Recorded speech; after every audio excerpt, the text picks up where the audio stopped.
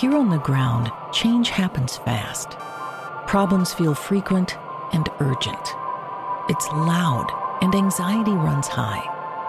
From a satellite view, the Earth looks the same as it did thousands of years ago. We've been here before. Let's learn from our past and shoot for a better future.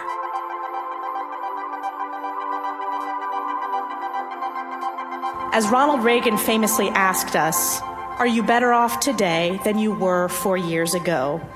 The answer for hardworking Americans across the country is a resounding no.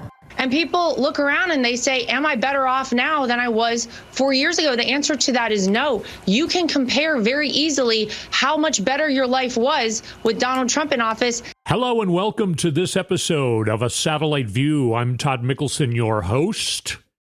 That was a clip by Elise Stefanik and Lara Trump saying something that is like, what? You know we can hear you, right? First, let me just say, last week I took the week off, went out to New York City to visit my daughter Eve, who's going to Pratt Institute in Brooklyn. We had an absolutely marvelous time, even though it was kind of cold and rainy most of the time. It was really nice to take the week off of doing the show. I needed a break, apparently. I feel quite reinvigorated. I think it was a nice break for me to take a nice trip, hang out with my daughter. It was the longest we've ever hung out alone together, actually, in 20 years. That's how old she is. So it was really, really special and nice. And we talked a little bit about politics, and I'm going to bring that up toward the end of the show here, talking about young people and what's going on in politics right now. But let's address these clips by these two women. Let's go back in history. The final week of the 1980 presidential campaign between Democratic President Jimmy Carter and Republican nominee Ronald Reagan. The two candidates held their only debate. Going into the October 28th event, Carter had managed to turn a dismal summer into a close race for a second term. Then, during the debate, Reagan posed what was to become one of the most important campaign questions of all time. Are you better off today than you were 4 years ago? And Carter's answer was a resounding no. And in the final crucial days of the campaign, his numbers tanked. On Election Day, Reagan won a huge popular vote and electoral victory. The better off question has been with us ever since.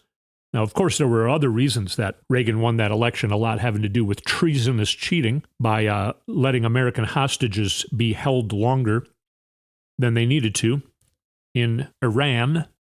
But that's not what we're talking about right now. So it made sense for Reagan to ask the question back then. There were hard economic times, energy crisis going on in the 70s. Carter had a hard time. A lot of things out of his control happened, and he had a hard time. So yeah, the question was quite brilliant. That's what Reagan was good at. You know, he was a TV star. But now, right now, the Republicans are saying, are you better off now than you were 4 years ago? Okay, let's be reminded now of 4 years ago. I think this is like March 14th, maybe. So almost exactly 4 years ago. Here's the beginning of a news show.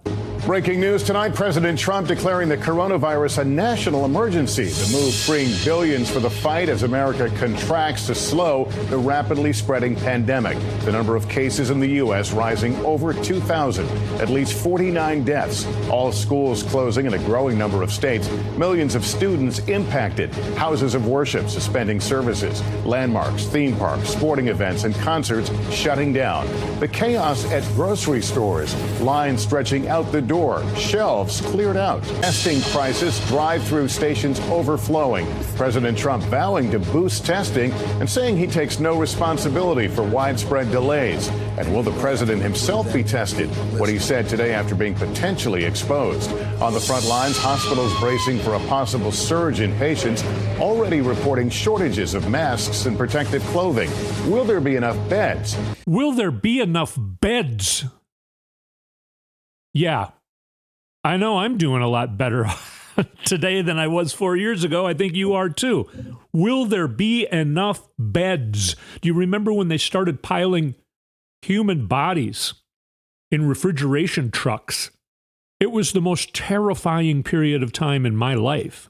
And they're asking, are we better off now than we were 4 years ago? Chris Hayes on MSNBC laid out a list. Gross domestic product, way up. Dow Jones Industrial Average, record highs pulled over and over again. The labor force participation rate, way up. New business applications is up. Manufacturing production is up over the last 4 years. Average hourly earnings is up. Disposable personal income is up.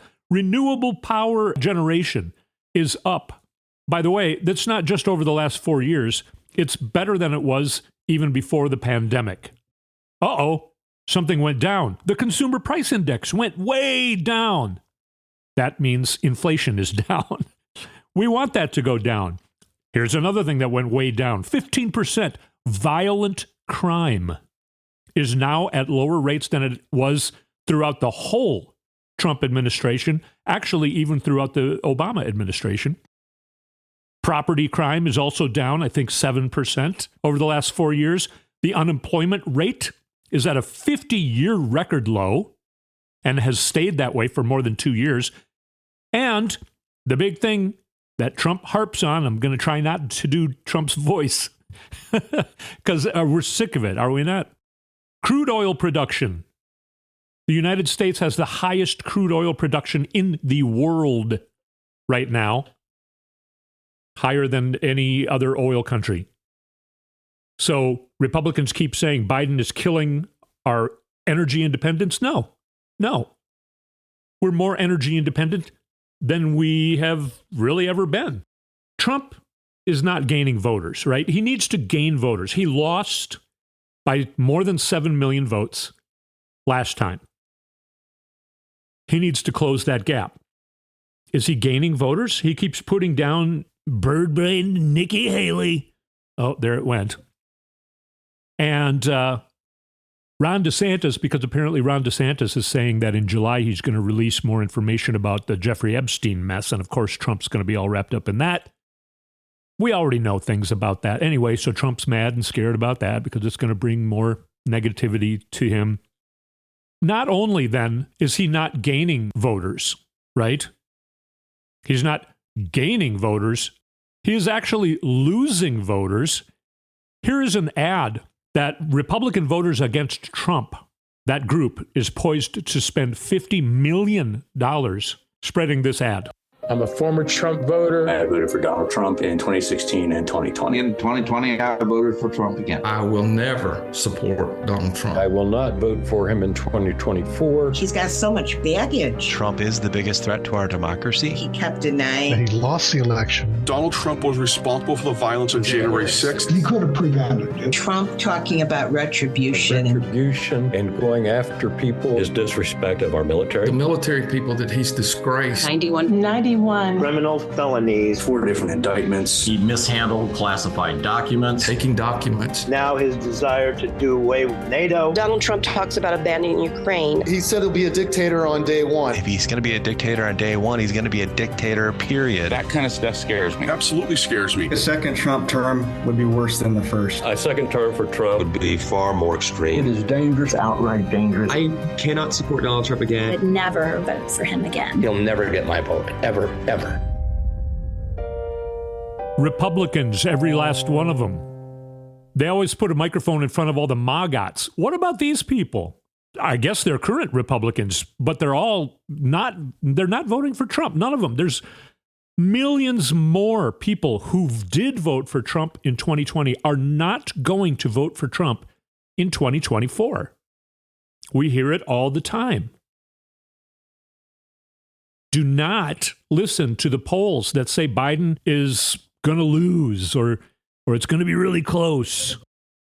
Biden did his State of the Union speech, and there was a group of people, they were called speech watchers. I don't know how many of them were, but they had a group of people that they said, we're going to talk to you before the speech, we're going to talk to you after the speech. In that poll, a very controlled poll, 45% of the people before the speech approved of Biden's handling of things. 45%. Then after the speech, that changed to 62% then approved of Biden handling things. It's one of the first things Biden's doing in his campaign, even though that's not supposed to be a campaign speech, but I mean, it helped his candidacy immensely. In the 24 hours after the State of the Union speech, the Biden campaign raised $10 million in one day, in 24 hours. Numbers just came in from February. The Biden campaign raised $53 million in February. Of course, that does not count the $10 million, because the $10 million in the 24 hours after the State of the Union speech happened in March, which means we're up to at least $10 million in March. Trump, by the way, raised $13 million in February. And right now, the Democratic National Committee has $24 million, and the Republican National Committee has 8.7, 1/3 the amount. And Trump just put his daughter-in-law in charge of that. She has no experience raising money or doing anything of the sort. One of her claims to fame is being a Tom Petty karaoke star. Seriously. Speaking of that, I almost forgot. I have here another letter from David Hahn, the Republican Party of Minnesota chairman, who is there. Many of the Republicans are trying to vote him out.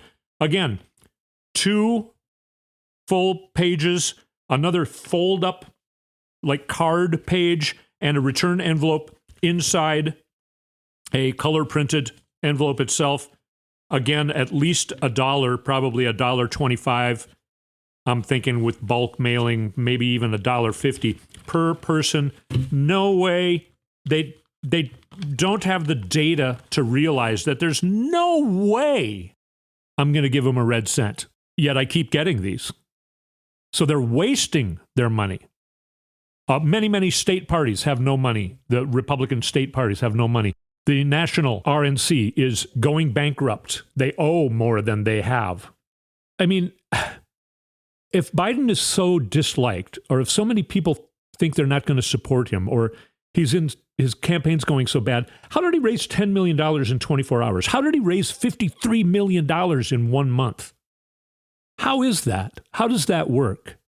How does it work when they put microphones in front of maggots and we all think that those people are going to win the election for Trump? When we have all these other Republicans who still call themselves Republicans who will not vote for Trump. Oh, here's another clip. This is on Fox News. Nikki Haley won 2.9 million votes in the primary so far. If those, and our Fox News voter analysis shows that somewhere between 5 and 10 and 6 and 10 of those Nikki Haley voters say they won't vote for Trump in November. If even a fraction of those voters deliver on that promise and stay home or vote third party or just split their votes or something, Trump loses. You see what I mean? The reality is starting to line up with what I've been saying for a long time, and a lot of people have been saying. And the reason I've been saying it is because I get information from good people.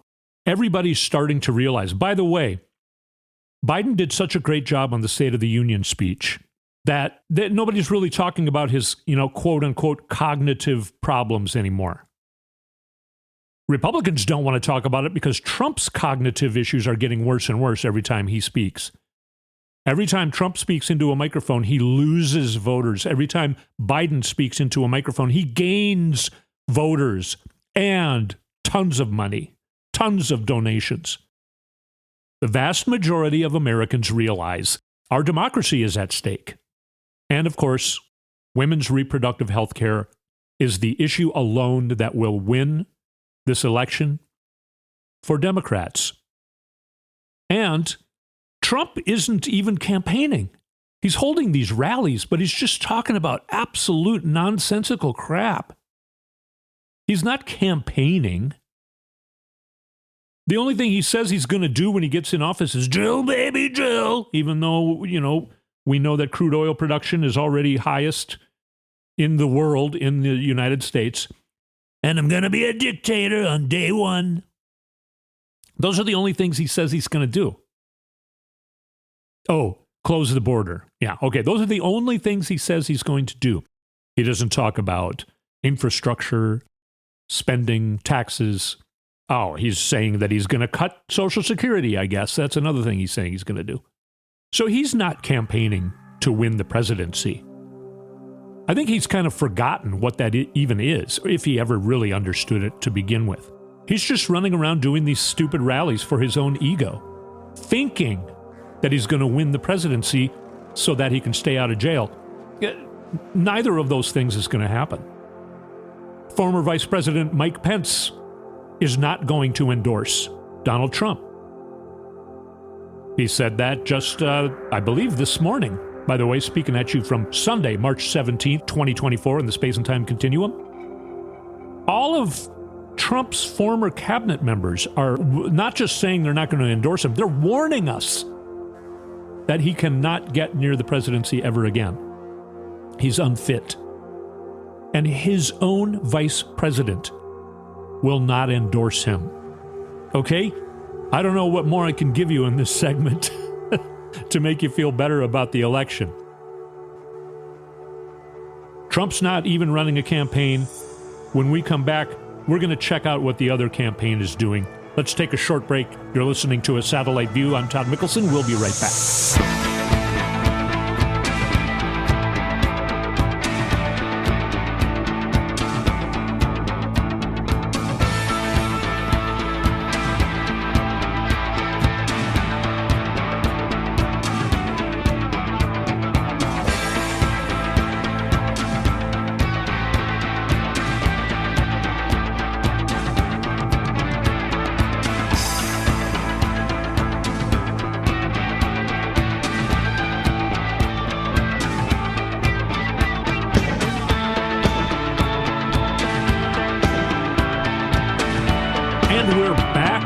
Satellite View. Todd Mikkelson, your host here. If you like the music you're hearing, go to toddmikkelson.com. Click the music button. I actually just put up a whole new album, my new music I've been working on for the last while. I'm quite excited about it. I hope you have a chance to go there and take a listen to it. Anyway, so we were talking about the fact that Donald Trump is not really even running a campaign. The money that Laura Trump in the RNC is going to raise is just going to go straight to Donald Trump's legal fees. Trump has way, way, way less money. I'm talking like a third of the amount of money that Biden has in his campaign, but he's using it for legal. You know, he's not making ads. But here's what the Biden campaign is doing. Look, I'm not a young guy. That's no secret. But here's the deal. I understand how to get things done for the American people. I led the country through the COVID crisis. Today, we have the strongest economy in the world. I passed a law that lowers prescription drug prices, caps insulin at $35 a month for seniors. For 4 years, Donald Trump tried to pass an infrastructure law, and he failed. I got it done. Now we're rebuilding America. I passed the biggest law in history to combat climate change because our future depends on it. Donald Trump took away the freedom of women to choose. I'm determined to make Roe v. Wade the law of the land again. Donald Trump believes the job of the president is to take care of Donald Trump. I believe the job of the president is to fight for you, the American people, and that's what I'm doing. I'm Joe Biden, and I approve this message. Can we do one more take? Look, I'm very young, energetic, and handsome. What the hell am I doing this for? That is a new ad by the Biden campaign. A full 1-minute ad. Because they have enough money to run it. A full 1-minute ad. They have enough money to run it. Trump doesn't have enough money to do that kind of thing. Now, I think this ad's really good. You know, people talk about Joe Biden's age. They're realizing, okay, yeah, he's old, but he's getting stuff done. And that's what he's saying in his ad. Right up front, he's saying, look, everyone knows I'm not a young man. But we're seeing that his experience is really bringing a lot to this administration. He's gotten more done than at least since FDR. I mean, his tenure in the White House is just out of control. It's unbelievable. He's just starting his campaign. I wish you could have seen that along with hearing it. It's even better when you see it. There's a couple funny images of Trump stumbling around with stuff. The Biden campaign is running at full bore. Also, even, talking about Joe Biden and being old and all this stuff. Do you remember this whole thing about Robert Hur? He is the special counsel who was looking into Joe Biden having classified documents. And he came up with, okay, no, we can't charge him with any crimes. It's obvious that he didn't commit any crimes here. But he wrote something about, I can't really prosecute him because he would just come off to the jury like, an old guy with bad memory. That's what he writes in his report, right? But then the transcript of the whole thing comes out. Here's what Tim Miller had to say after he read the actual transcript of 2 days, by the way, more than 5 hours each day, happening immediately after Hamas attacked Israel. Joe Biden's having to deal with that, simultaneously having to do this BS with Robert Hur. Robert Hur writes up the report, calls him a doddering old man who can't remember anything. But then the transcripts come out last week, and here's Tim Miller talking about it a little bit. Hur wrote that the president couldn't recall in an interview with the prosecutors the date when his adult son, Beau, died of cancer. Well, it turns out when you look at the actual transcript that he did remember the date. Exactly right. Here it is. What month did Beau die? He asked. Oh, God, May 30th, he said, naming the correct day. Dude pulled the exact date that his son died. The other thing that is the really big takeaway for me when you read the entire transcript, which I would recommend if you're interested in it, is this conversation he has with her is a lot more nuanced than how it was portrayed in that special counsel report. It was a dynamic conversation. There's a lot of joking. At times it's very serious. At times it's casual. Joe Biden is shown to be somebody with a pretty quick wit. At times, Hur is showing him old pictures. And in one of the pictures, Biden looks at it and says, that must be an old one because I got my arm around Lindsey Graham, making a joke about that. So he goes on to talk about more, including that Robert Hur he lied in his report, blatantly lied in his report, trying to appease Republicans, who of course are not appeased because he wouldn't prosecute Biden. So Republicans are mad at Robert Hur and Democrats are mad at Robert Hur. Robert Hur seems to be kind of an idiot. I mean, what was he thinking? At least in this particular instance, he acted like an idiot. He said, you seem to have photographic memory of so many things, Mr. President. Robert Hur was actually impressed with Biden's mind and his memory. And then he still has the absolute nerve to write the BS he wrote in his report. Tim Miller, who I just played the clip of, by the way, he's a lifelong Republican. No longer. He left the Republican Party a few years ago, because of all this MAGA crap. Like so many Republicans who have brains in their heads, they're no longer Republicans. Anyway, I just wanted to touch on that. Because, of course, he came out with that report, I believe, before the State of the Union. I can't remember if it was before or after the State of the Union, but the State of the Union has pretty much shut up everybody about Joe Biden's cognitive abilities. Yeah, he's old, but his mind is 100% there, as opposed to someone else. And while the RNC, under the new takeover by Lara Trump and some other MAGAT, they are shutting down their minority outreach department. There's always a minority outreach that Democrats have it as well, both locally and statewide and nationwide, trying to reach out to different voter groups, including minorities. RNC's shutting it down. They don't care about minorities. They say they're gaining the black vote. Right. They're shutting down their minority outreach. How are they working on getting young people? This is where we come to the point where we're talking about, you're also hearing probably on news and stuff, that Biden is losing young people. partially because of what's going on in Gaza. Now, that's all great. The protesting and everything, this is how it works. People show their displeasure with how things are being handled. We'll use this right now, Gaza as an example.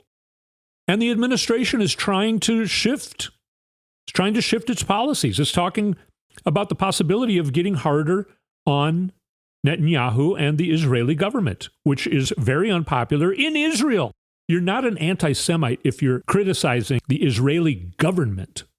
That has nothing to do with Judaism. It has to do with politics. Chuck Schumer came out with a very strong repudiation of Netanyahu and how he's handling things.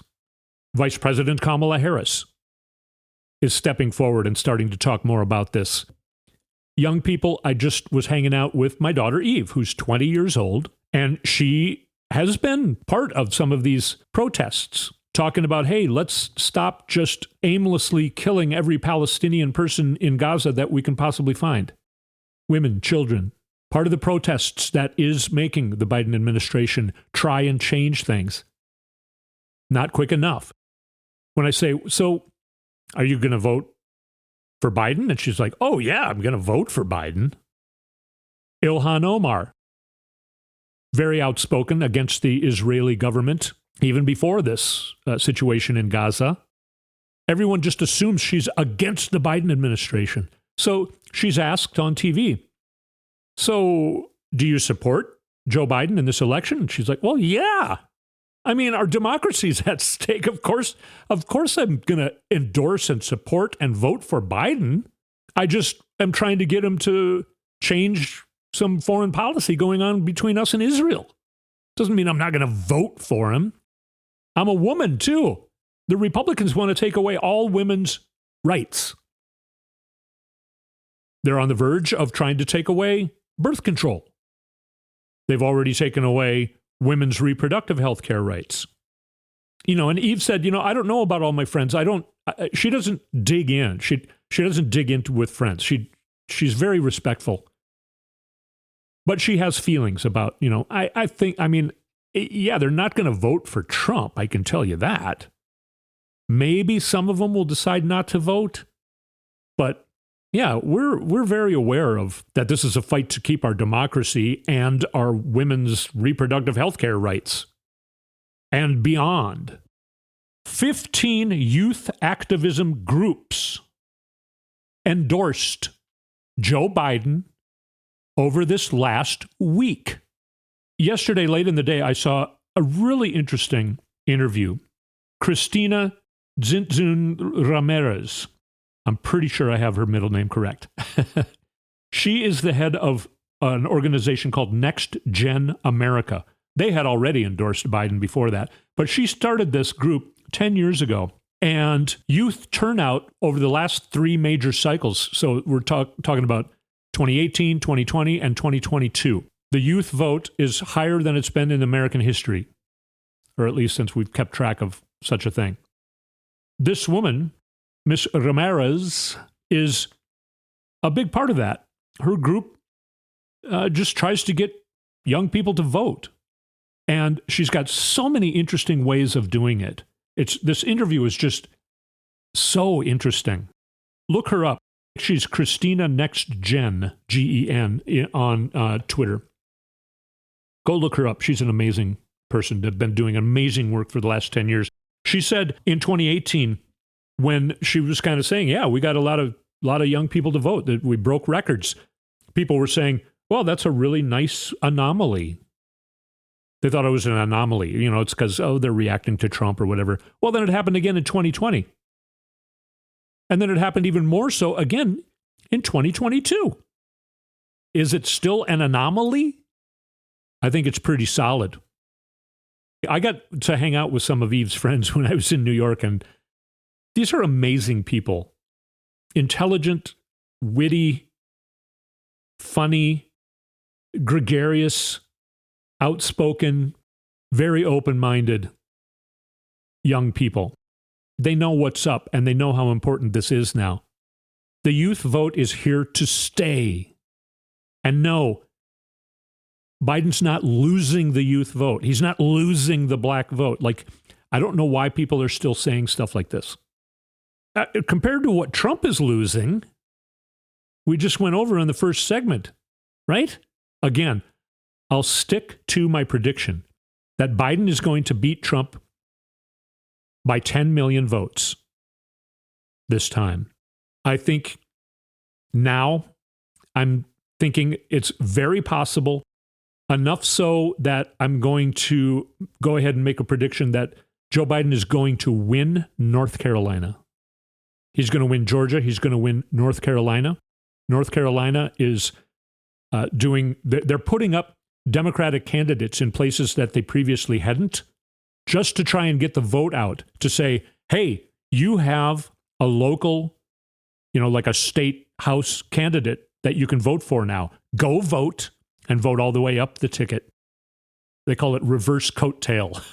That's what North Carolina Democratic Party is trying to do because they have money. The Democratic Party has money to work with because people are contributing because they know how dire the situation is. North Carolina is doing things they've never done before on the Democratic side. I believe they're about to go blue. I've said before, Biden's going to win Ohio. I think it's very possible he's going to win Florida. I won't call that for sure, probably up until Election Day, but I think it's very possible he's going to win Florida. Like I said a few episodes back, 900,000 people signed a petition trying to codify Roe v. Wade in the Florida Constitution, state constitution, 150,000 of which were Republicans. Remember, the vast majority of Americans are sensible people like you and I, and they know what's at stake. The Democrats are poised to have an amazingly successful election year. And that is what's going to happen. We're in the midst of it. And everyone knows that it's falling apart for the Republicans and Trump, including the Republicans. Maybe not Trump himself, but everyone around Trump. He even at his rallies is talking about that he won't listen to his highly paid campaign advisors, is what he calls them. My expensive campaign, not trying not to do the Trump voice. He's complaining about his own campaign advisors because he won't listen to them. So, they're just throwing up their arms at this point. Okay, let's see how badly he can make himself lose. That's what the people that are with him are starting to feel like. We hear more and more leaks coming from people close to Trump. Well, I hope you had as much fun as I did doing this particular episode of A Satellite View. It was great to take last week off.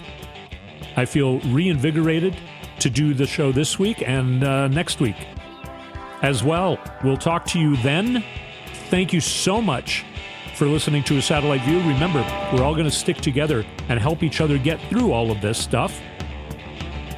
I hope I'm helping you feel a little better about what's going on in the news and the elections and everything. I know you're making me feel better by listening to the show. So thank you again. We'll talk to you next week.